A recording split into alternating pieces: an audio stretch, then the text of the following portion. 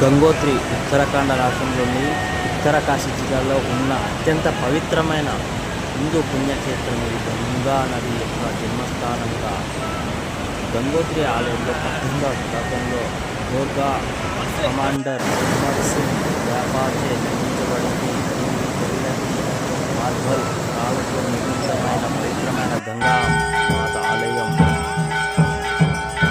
భగీరథుడు తపస్సు చేసిన ప్రదేశం. గోముఖ ట్రెక్కింగ్ మరియు గంగోత్రి నేషనల్ పార్క్ ఇక్కడ ప్రధాన ఆకర్షణలు.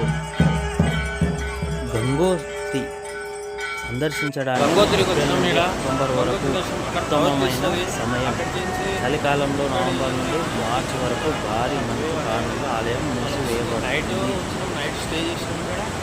భగీరథుడు గంగను భూమికి తీసుకురావడానికి ఇక్కడే శివుడి కోసం తపస్సు చేశాడని, శివుడు గంగను తన జటాజటాలలో బంధించి ఆపై చిన్న ధారగా వదిలాడని నమ్ముతారు. జై శ్రీరామ్. ఓం నమః శివాయ.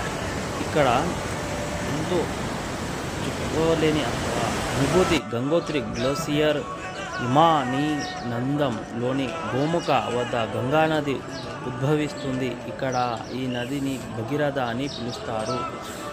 గంగోత్రి సముద్రం మట్టానికి సుమారు 3100 మీటర్ల 10,200 అడుగుల ఎత్తులో భగీరథి నది ఒడ్డున ఉంది. ఉత్తరాఖండ్లో